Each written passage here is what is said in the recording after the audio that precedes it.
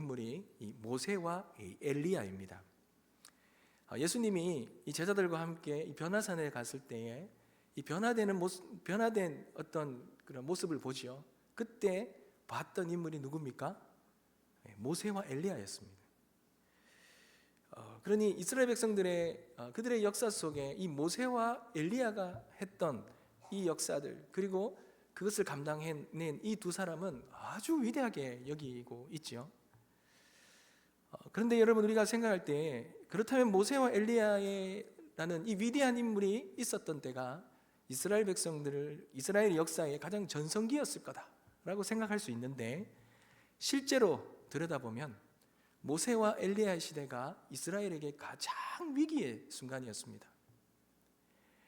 이스라엘이 애굽에서 400년 동안 종살이 하던 때, 그리고 이스라엘에서 가장 영적으로 타락한 지도자죠, 이 아합과 이세벨이 통치하던 때에, 그때 이스라엘 백성들은 그 어느 때보다도 가장 위기의 순간에 있었는데 그때의 위대한 지도자가 나왔다라는 거예요. 여러분, 그 이유가 무엇이겠습니까? 하나님이 이스라엘을 향한 놀라운 구원의 역사를 이루셔야 하기 때문에 하나님은 하나님의 놀라운 위대한 사역자를 세우시는 거죠. 이스라엘이 출애굽을 하기 위해서 바로라는 이 혹독한 아주 강대한 힘을 가진 이 왕의 속박으로부터 벗어나고 홍해라는 큰 장애물을 건너야 하기 때문에 위대한 모세가 필요했던 것입니다. 이스라엘이 영적으로 가장 어두울 때에 너무나도 영적으로 그 칠흑과도 같은 어두운 시기에 그 어둠에서 벗어나려면 이 아합이라는 바로만큼이나 혹독하고 강력한 그 왕의 그 속박으로부터, 그리고 이 바알이라는 이방 신들과의 이 전쟁에서 속박에서 벗어날 뿐만 아니라 이들을 이기고 승리하기 위해 하늘문을 열어야 되는 놀라운 그런 기적과도 같은 일을 행해야 되기에 하나님은 이 모세와 엘리야라는 위대한 인물을 부르시고 세웠던 것입니다. 사방이 가로막힌 이 바다에서 그 홍해를 가르고 하늘문을 열고 불과 비를 내리게 하시기 위해서 하나님은 하나님의 사람이 필요했던 거예요. 우리는 그런 자를 영권을 가진 자라 그럽니다. 하나님이 하시는 그 권세를 그 사람을 통하여 하나님의 구원의 역사를 이끌어내는 자, 바로 그런 자가 영권을 가진 자이고, 그 영권을 가진 자가 가장 필요한 시기가 그들이 가장 어려울 때, 위기의 시간에 필요했다라는 것이지요. 사랑하는 성도 여러분, 하나님은 가장 위기의 순간에 하나님의 사람을 준비시키십니다. 노아가 그랬고요. 제가 너무나도 만연한 시대에 이 노아라는 한 사람을 통하여서 하나님께서 이 땅에 이 죄를 쓸어버리는 역할을 하시잖아요. 아브라함이 그랬고, 모세가 그랬고, 사무엘이 그랬고, 다윗이 그랬고, 엘리야가 그랬고, 세례 요한이 그랬습니다. 사방이 막혀 있고 아무런 길이 없어 절망을 느낄 때에 바다에 길을 내고 하늘의 문을 여는 그 일들은 가장 위기의 순간에 필요한 이 영권을 가진 자로 인하여서 하나님은 그 일들을 행하신다는 거죠. 사랑하는 성도 여러분, 오늘날에도 우리의 매일매일의 삶은 위기의 순간입니다. 저는 가만히 돌아보면요, 참 우리 개인적으로 우리의 가정과 공동체와 나라와 전 세계를 바라볼 때 오늘만큼 이 위기의 순간이 또 있을까? 모든 것이 위기의 순간에 이 소용돌이처럼 휩싸여서 너무나도 어려운 시기 가운데가 또 있었을까 할 정도로 매우 위기 가운데 있습니다. 여러분, 그럴 때에 우리는 믿음의 눈으로 이 모든 상황 속에서 다른 걸 바라봐야죠. 하나님이 이 위기 속에서 하나님이 찾으시는 난세의 이 믿음의 영웅들을 하나님이 찾으신다는 거죠. 이 위기에 절망의 실타래를 풀 수 있는 믿음의 사람을 하나님은 찾고 계신다는 것, 영권을 가진 자를 찾고 계신다는 것입니다. 사랑하는 성도 여러분, 저는 오늘 이 기도의 자리에 나오신 우리 모든 성도님들이 그런 영권을 가진 자, 이 위기 속에 하나님이 찾으시는 성도님들 되시길 주님의 이름으로 축복합니다. 그렇다면 여러분, 오늘 본문에서 엘리야는 어떤 영권을 가지고 있었겠습니까? 엘리야가 가진 영권이 무엇이겠습니까? 어떤 영권을 가졌기에 이 위기의 순간에 하나님 앞에 쓰임 받을 수 있겠냐라는 거죠. 여러분 41절을 한번 보십시오. 엘리야가 아합에게 이렇게 말하죠.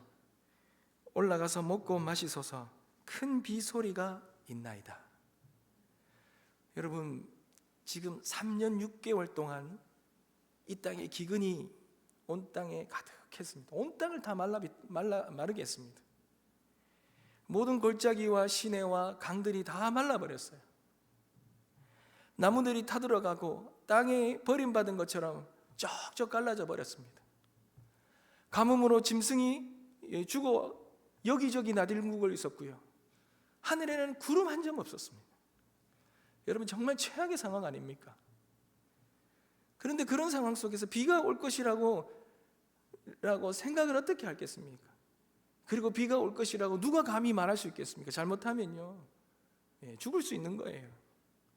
근데 엘리야가 뭐라 말합니까? 그것도 아합 왕 앞에서, 그 사슬퍼런 그런 악독한 권력을 가진 그 아합 왕 앞에서 큰 비가 있을 것이다, 이렇게 말합니다. 사랑하는 성도 여러분, 믿음이라는 것이 무엇입니까? 믿음이라는 것은 보지 못하는 걸 보는 게 믿음이죠. 일어나지 않은 일을 다른 사람보다 먼저 보는 것, 다른 사람이 보지 못하는 걸 보는 게 믿음입니다. 그렇기 때문에 세상 사람들은 우리 믿음의 사람들과는 상대가 되지 않는 것입니다. 하나님의 믿음의 사람, 하나님의 사람들에게는 세상 사람들이 가지지 못하는 눈이 있는 거예요. 세상 사람들이 보지 못하는 것이 눈이 있다라는 거죠. 그런 이 영적인 감각들이 살아나야 다른 차원의 인생이 열리는 것입니다. 사랑하는 성도 여러분, 12명의 정탐꾼들이 가나안에 들어갔습니다. 그러나 모두가 다 믿음의 눈을 가진 것이 아니지요. 그 중에 10명은 세상과 별반 다름없는 그런 동일한 눈을 가졌습니다. 봤지만 그곳 가운데 하나님께서 꼭 보여주시고자 하는 영적인 것을 전혀 보지 못하는 영적으로 맹인과도 같은 그런 자들이 10명이었습니다. 눈앞에 일어나는 그 일들 너머에 하나님이 행하시는 놀라운 걸 바라봐야지요. 그것이 믿음이고 그것이 영적으로 열린 사람들의 특징인 것입니다. 사랑하는 성도 여러분, 보는 사람이 이깁니다. 보는 것이 믿음이고, 이 믿음이 있는 사람만이 세상이 볼 수 없는 것을 보고 그것을 통하여 하나님의 놀라운 위대한 일들을 감당할 수 있는 것이지요. 그런데 여러분, 그런 믿음의 눈이 쉽게 열립니까? 열리면 좋겠지만 쉽게 열리지 않습니다. 여러분, 아무리 엘리야라도요, 그 믿음의 문이 그냥 저절로 열리는 것이 아닙니다. 엘리야가 이 3년 6개월 동안 이 가뭄이 너무나도 극심한 상황 속에서 아합 가운데 하나님의 말씀 주신 말씀 붙들고 큰 비가 올 것이라고 말은 했지만 엘리야 속에도요, 이 마음에 이 어려움이 있는 거예요. 이게 진짜, 왜요? 보이는 것은 현실은 아니니까 어렵잖아요. 그저 그런 믿음이 엘리야라고 쉽게 가질 수 있고 엘리야가 그렇게 선포한다고 하늘 문이 자동으로 딱 열리는 것이 아니라는 거예요. 그러니 엘리야는 이 믿음의 이 눈을, 이 믿음을 현실로 바꾸는 그러한 또 다른 무언가가 필요했던 것입니다. 그게 무엇입니까? 여러분, 42절입니다. 우리 다 같이 한번 읽겠습니다. 시작. 아합이 먹고 마시러 올라가니라. 엘리야가 갈멜산 꼭대기로 올라가서 땅에 꿇어 엎드려 그의 얼굴을 무릎 사이에 넣고. 아멘. 여러분, 엘리야도요, 그렇게 아합에게 선포하고는 땅에 꿇어 엎드려 그의 얼굴을 무릎 사이에 넣었다라고 말합니다. 이 말은 그만큼 여러분 간절하게 기도했다라는 거죠. 이 모습은요, 인간이 기도할 수 있는 모습 중에 가장 간절함을 나타내는 그런 모습입니다. 엘리야는 지금 죽느냐 사느냐의 문제에 달려 있어요. 아합 앞에 이렇게 믿음의 아합 앞에 그렇게 큰 비가 올 것이라고 선포해 놓고 만약에 비가 오지 않으면 엘리야는 죽은 목숨입니다. 그러니 죽느냐 사느냐의 기로에 서 있는 것이에요. 믿음으로 선포하였지만 그 믿음이 현실로 이루어지는 데에도 엘리야는 이것이 힘든 거예요. 인간으로서 어려운 거죠. 그러니 그는 그의 얼굴을 무릎 사이에 넣었습니다. 꿇어 엎드려 기도합니다. 간절히 기도합니다. 야고보서 5장 17절에 보면 그가 비가 오지 않기를 간절히 기도하였다 그러죠. 앞서서 불이 내려올 때에도 간절히 기도했습니다. 근데 지금도 이제는 하늘 문이 열려 비가 오도록 간절히 기도하는 것입니다. 사랑하는 성도 여러분, 위기의 순간에 위대한 믿음은 그냥 나오는 것이 아닙니다. 간절한 기도가 아니고서는 그 믿음도 지켜내기가 쉽지 않는 것이에요. 간절함이 없는데, 간절함이 없고 메말라버린 기도인데 어떻게 그 기도에 능력이 난단 말입니까? 어떠한 경우에라도 반드시 이루어져야 한다면 절박함이 있어야 되지 않겠습니까? 하나님, 이것이 응답되지 않으면 저는 끝입니다. 하나님, 오늘 하나님의 답을 얻지 못하면 저는 죽은 목숨입니다. 그런 마음으로 기도한다면 우리의 기도의 마음과 기도의 자세와 기도의 태도가 달라지지 않겠습니까? 우리가 아무리 멋진 옷을 입고 와도 그런 마음으로 나아간다면 진흙바닥이라도 꿇어 엎드릴 수 있지 않겠습니까? 얼굴을 무릎 사이에 넣어서 기도에 그렇게 간절하게 몰입할 수 있지 않겠습니까? 전적으로 매달릴 수 있지 않겠습니까? 사랑하는 성도 여러분, 엘리야는요, 이 기도하는 데 있어서 참 유별나는 모습이 있어요. 그가 앞서 과부의 아들이 죽었을 때 그가 이 아이를 살릴 때 어떻게 살립니까? 그냥 기도해도 되는데요, 자신의 몸을요, 그 아이의 몸을 맞대고 그렇게 기도합니다. 여러분, 누군가를 위해 기도하는데 그 아이, 죽은 아이 위에 올라가고요, 몸을 맞대고 그렇게 기도한다는 거 생상상을 해보십시오. 그리고는 생명을 걸고 기도합니다. 죽은 아이 위에 엎드려 기도하는 거 쉽지 않습니다. 엘리야는요, 하나님, 제 생명을 거두어 가시더라도 이 아이를 살려 주시옵소서. 어미의 심정보다도 더 간절하게, 더 간절한 마음으로 절박함이 묻어있는 그런 절절한 기도를 드려 그 아이를 살리는 것이죠. 사랑하는 성도 여러분, 우리의 신앙생활에서 간절함이 있습니까? 행여나 우리의 삶 속에 간절함이 사라진 지가 오래되지 않습니까? 그렇다면 우리 신앙생활에 적신호가 켜진 거예요. 특별히 기도에 간절함이 사라졌습니다. 간절함이 없다는 것은 여러분, 승부를 걸지 않는다라는 거죠. 배가 부르다는 거예요.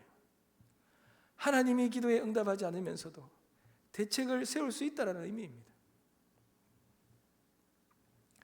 아무리 화려한 미사 요구가 담겨져 있는 기도를 드려도 기도에 간절함과 애절함이 없다면 기도에는 아무런 능력이 없는 것입니다. 죽느냐 사느냐 기로에서 드리는 기도는 여러분, 목에서 나오지 않습니다. 영혼 깊은 곳에서 우러나옵니다. 그때는 창자가 끊어지는 듯한 기도가 나옵니다. 그런데 우리의 기도가 그 경지에까지 이르지 못하고 있다는 것이 너무나도 안타깝지요. 사랑하는 성도 여러분, 저는 하나님께서 우리의 인생과 우리의 삶 속에 위기로 몰아넣는 이유가 바로 여기에 있다라고 생각됩니다. 환난과 시련이 우리를 기도하게 하시기 때문에 그래요. 위기에 닥치면 여러분, 기도는 저절로 터집니다. 그러니 기도의 최고의 스승은 고난이에요. 위기가 기도자를 낳습니다. 환난과 핍박이 기도자를 무릎 꿇게 합니다. 내 안의 고통과 아픔이 기도의 눈물로 내 온몸을 적시게 만든다라는 거죠. 엘리야가 기도의 사람이 될 수 있었던 것은 이 위기를 넘나들며 기도하지 않으면 안 되는 그런 세월을 보냈기 때문에 그래요. 모세가 하나님만 바라보고 하나님만 붙들고 하나님만 의지하고 하나님께 답을 구할 수밖에 없었던 것은, 그렇게 하지 않으면 그에게 달려있는 이 수백만의 이스라엘 백성들이 다 죽음 가운데 몰아넣을 수밖에 없기에 그는 그런 상황 속에서 하나님만 바라볼 수밖에 없었던 것입니다. 사랑하는 성도 여러분, 너무 힘이 들어서 기도한 적이 다 있으시지 않습니까? 저도 힘들고 어려울 때, 고통과 아픔이 있을 때, 무언가 불확실하고 무언가 확실한 것들을 결정해야 될 때, 그럴 때에 너무나 힘들어 기도한 적이 있습니다. 그런데 지나고 보면요, 제가 기도한 게 아니더라고요. 환난과 삶의 위기가 저를 기도의 자리로 몰고 갔더라고요. 기도 외에 선택할 것이 없는 인생은 불행한 삶이 아닙니다. 그것이 복이고 은혜입니다. 여러분, 저도요, 제가 이제 부목사로 있다 담임으로 이제 교회 임지를 찾고 이제 올 때에 하나님 앞에 그렇게 기도했어요. 하나님께서 부르시는 곳이라면, 그것을 뭐 인간적으로 보는 것이 아니라 하나님 부르는 곳이라면 무조건 가겠습니다 라고 이렇게 기도하고 가는데, 여러분, 그 기도가요 쉽지 않습니다. 목사님들이 한 120명 있는데요, 새벽에 제일 일찍 나오고 새벽마다 피곤한데도 간절히 기도하고 금요 철야 온라인 기도할 때도 끝까지 남아서 기도하시는 분들은요, 이제 하나님께서 부르시는 그런 담임지와 사역지를 구해서 가야 되는 목사님들은 기도해라 안 해도 저절로 기도가 돼요. 목회자도 제일 신앙이 많이 자라고 제일 많이 기도하는 때가요, 임지 찾아갈 때더라고요. 목회자도 그러잖아요. 성도님들한테 기도하십시오 하지만 목사도 불확실하고 어렵고 힘들고 아프고 고통스러워야 기도하더라고요. 그게 우리 인간이더라고요. 그런데 그렇게 기도할 수밖에 없는 환난과 고통과 아픔이 상황이 우리에게 있다는 것이 여러분 복입니다. 여러분 복이. 죄송하지만 제가 수영로 교회에 있을 때 목사님들이 기도를 참 많이 했어요. 기도 훈련을 참 많이 받았습니다. 한 달에 한 번은 밤새서 기도합니다. 새벽에 6시, 저녁에 8시부터 금요 철야가 들어가면 새벽 4시, 5시까지 철야로 한 달에 한 번은 기도합니다. 그리고 새벽에 1시 반까지 기도하고 그렇습니다. 그런데 저는 참 감사했던 게 뭐냐면, 제가 수영로 부목사 했을 때는 제 아무리 그래도 6년만 되면 다 나가야 돼요. 다른 교회들이나 이런 서울에 있는 뭐 큰 교회들이나 하면 임지가 없거나 하면은 계속 있을 수 있어요. 그래 10년, 10몇 년도 있는 분들이 많아요. 그런데 6년 되면 다 나가야 돼요. 그런데 여러분, 그게요 기도하게 만들더라고요. 인간이라서 그래요. 부끄럽지만 고백할 수밖에 없는 것은, 모든 인간과 모든 사람은 나의 직분이 어떠하든지 나의 고통과 아픔과 위기가 있어야만 기도의 자리로 나간다는 것입니다. 이게 하나님께서 위기를 주는 하나님의 깊은 뜻이라는 거죠. 기도 외에 선택할 것이 없는 인생이 복된 인생입니다. 모든 것이 안정되어 있고, 모든 것이 평안하고, 모든 것이 보장되어 있고, 모든 것이 내 힘으로 할 수 있는 사람치고 기도의 무릎으로 간절하게 나오는 사람은 없습니다. 인간이 그렇지 않습니다. 시련을 당하고 위기 속에 살 때 힘들지만 그것을 통해 하나님은 우리에게 기도를 배우게 하시고, 그런 기도 가운데 나오는 사람들에게 하나님을 경험케 하시고, 하늘 문이 열리고 홍해가 갈라지는 놀라운 역사들을 보여주신다라는 거죠. 사랑하는 성도 여러분, 배부르면 기도하지 않습니다. 기도하지 않는 정도가 아니라 교만해집니다. 그러므로 기도하지 않는 것은 교만하다는 의미죠. 간절함이 빠진 기도는 교만한 기도입니다. 돼도 되고 안 돼도 되고, 그러니 교만한 거죠. 교만한 태도 때문에 잃어버리는 것이 많지만 기도를 잃어버리는 것이 가장 큰 상실입니다. 교만하면 기도의 영이 사라져버립니다. 그래서 교만하면 망하는 거예요. 사랑하는 성도 여러분, 엘리야를 보십시오. 엘리야는 조금 전까지만 해도 이 갈멜산에서 영웅이었습니다. 그런 기도로 하나님을 증거하고 수많은 바알 선지자들을 이겼어요. 하늘에서 불이 떨어졌어요. 그 수많은 갈멜산에 그 바알 선지자들과 영적인 전쟁에서 승리한 자예요. 그렇게 성공적으로 마쳤는데 엘리야는요, 영웅주의에 빠지지 않습니다. 그는 하나님 앞에 다시 무릎 꿇고 머리를 무릎 속에 넣고 기도하며 나갑니다. 고개를 치켜들고 목에 힘주지 않습니다. 오히려 얼굴을 무릎 사이에 집어넣습니다. 거들먹거리지 않습니다. 그는 온전히 하나님 앞에 매달리고 하나님만 바라보는 것이죠. 사랑하는 성도 여러분, 이것이 엘리야에게 하나님께서 놀라운 역사를 엘리야를 통해 이루어 가셨던 그 비결이 여기에 담겨져 있는 것이지요. 사랑하는 성도 여러분, 엘리야는요, 포기할 수 있는 위기가 있었습니다. 그런데 엘리야는 포기하지 않는 기도를 했습니다. 엘리야가 바다에 무슨 징조가 없느냐 사환에게 물어보지요. 여러분 43절을 한번 보십시오. 41절에서 이 아합에게 큰 비가 올 거라고 선포는 했는데, 그리고 두려워서 간절히 기도는 했는데, 그래서 이제 비가 와야 되잖아요. 사환에게 물어봅니다. 올라가서 바다 쪽을 바라보라. 근데 그가 올라가 바라보고는 뭐라 합니까? 아무것도 없나이다.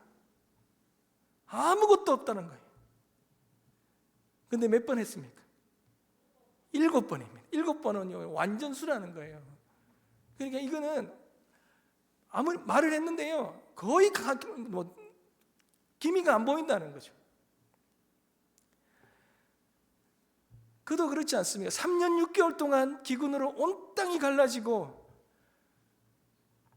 이 땅에 야단이었습니다.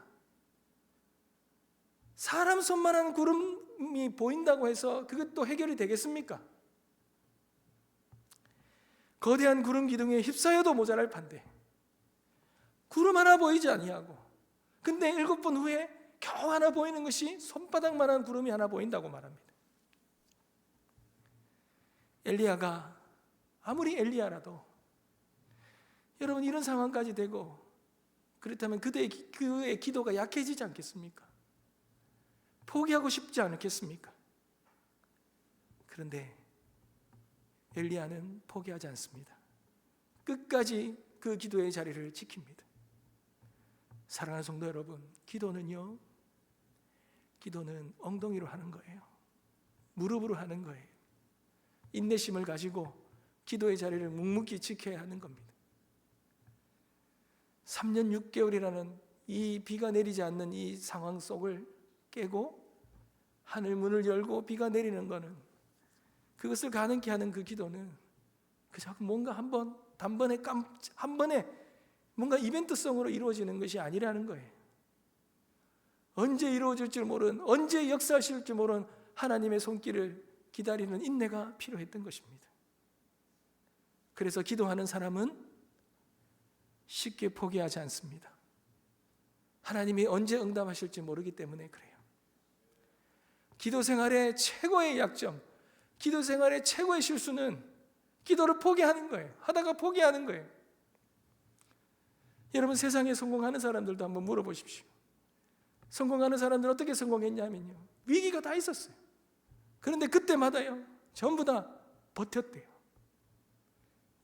포기하지 않고 버텼대요. 그랬더니 오늘의 이 자리에 왔다 그러잖아요.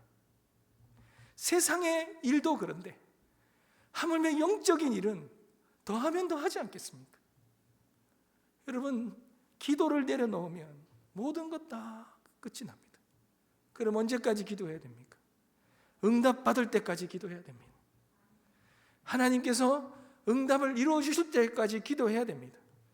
여러분, 응답이 지체되는 것도 기도의 응답입니다. 내 뜻대로 이루어지지 않는 것도 기도의 응답입니다. 왜요? 응답은 하나님의 시간표대로 이루어지기 때문에 그래요. 빨리 응답되었다고요? 지금 내 눈앞에서 그것이 이루어졌다고요? 인간적인 방법을, 인간적인 생각대로 했는데 그것이 잘 되었다고요? 여러분, 그것이 응답된 게 아닙니다. 응답이 지체되고 응답이 안 되는 데에도 하나님의 이유가 있는 것이에요. 지금 되고 지금 모든 게 응답받았다면 큰일 나는 것도 있는 거예요. 이유도 모를 수 있어요. 그래도 답답하고 언제 될지 몰라 포기하고 싶을 때에도, 그럴 때에도 여러분, 하나님 신뢰하고 기도의 자리를 붙들어야 됩니다. 하나님 반드시 응답하십니다.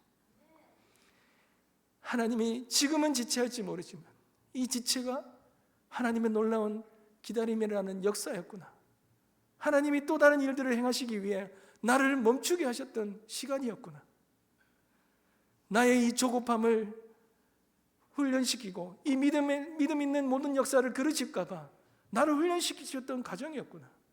이런 고백을 할 수밖에 없도록 하는 하나님의 시간표 안에 있는 뜻이었습니다. 사랑하는 성도 여러분, 그러니 우리는 끝까지 기도해야 될 것입니다. 그런데 여러분, 오해하지 마십시오. 엘리야니까 그렇게 기도할 수 있었겠다. 엘리야 같은 사람이니 그렇게 그걸 버티고 기도할 수 있지 않겠냐, 이렇게 생각할 수 있겠죠.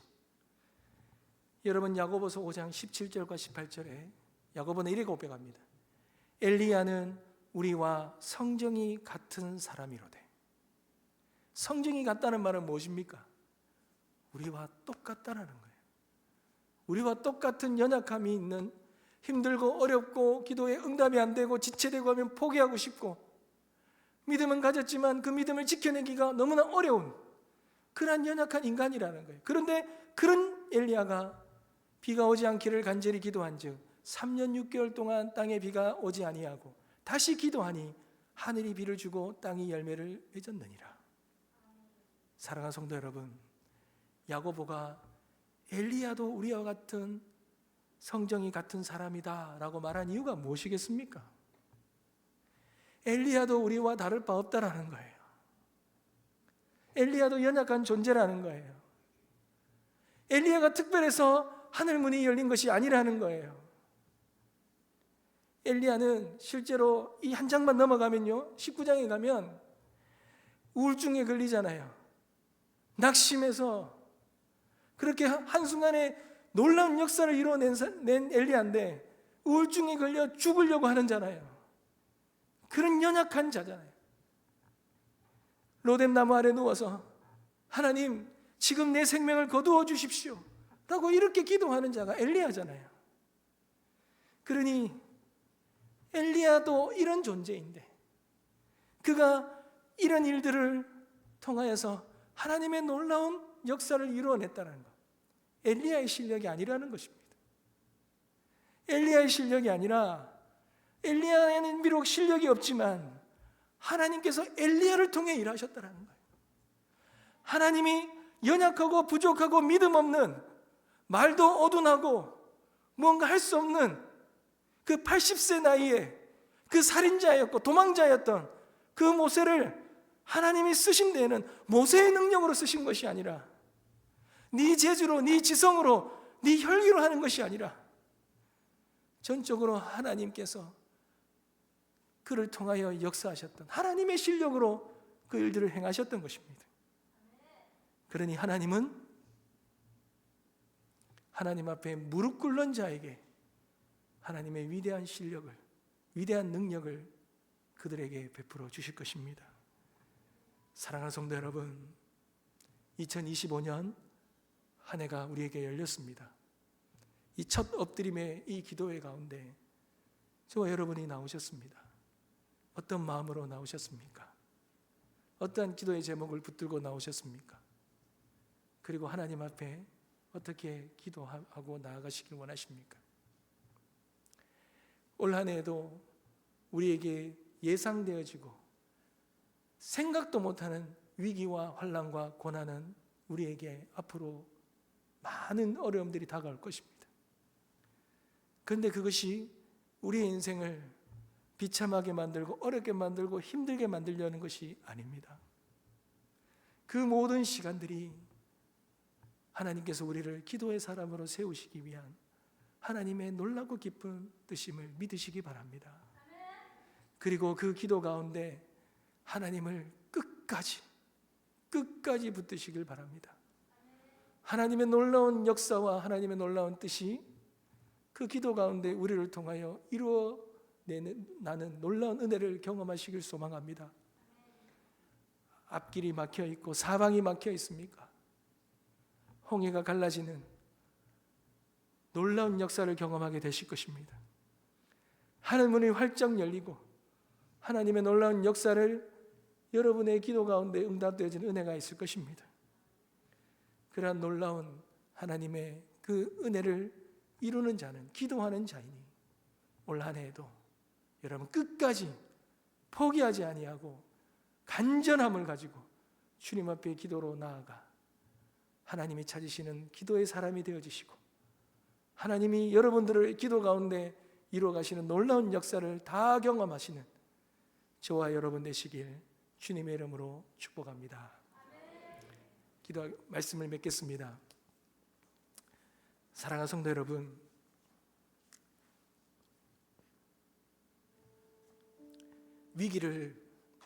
위기로 볼 줄 알면 우리들의 마음의 자세는 달라질 것입니다. 우리 마음에 간절한 마음이 나올 거예요. 그리고 여러분들의 발걸음과 무릎을 기도의 자리로 인도할 것입니다. 수많은 사건과 문제를 바라보면 절망할 수밖에 없습니다. 그럴 때에 여러분 어떻게 우리가 어떻게 바라봐야 되겠습니까? 여러분 이 위기로 보면 안 돼요. 이 위기를 하나님께서 우리를 기도의 자리로 인도하시는 하나님의 뜻임을 바라봐야 됩니다. 우리의 삶에 이루어지는 놀라운 일들 속에 하나님이 주시는 그 믿음의 문이 활짝 열리고 이 믿음으로 바라보는 것이 우리의 현실 속에 이루어지기 위해서 우리가 기도의 자리에 나아가 하나님 앞에 기도해야 합니다. 여러분 2025년도에는 기도로 성공하는 한 해가 되시길 간절히 소망합니다. 기도의 무릎이 충만한 그러한 놀라운 은혜가 있기를 간절히 소망합니다. 기도함을 통하여 이 위기를 이겨내는 하늘문이 열리는 놀라운 기도의 체험이 넘쳐나시길 소망합니다. 얼마나 감사합니까? 여러분 기도할 수 있는 하나님이 계시다는 게 얼마나 감사합니까? 우리의 삶의 이 위기가 기도를 통하여 하나님 놀랍게 우리를 세우실 것이라는 것이 얼마나 고맙고 감사하고 기대가 됩니까? 올 한 해 그러한 우리의 삶에 새로운 지평이 열려지는 놀라운 은혜를 다 누리게 되시길 주님의 이름으로 축복합니다. 우리 찬양 드리겠습니다.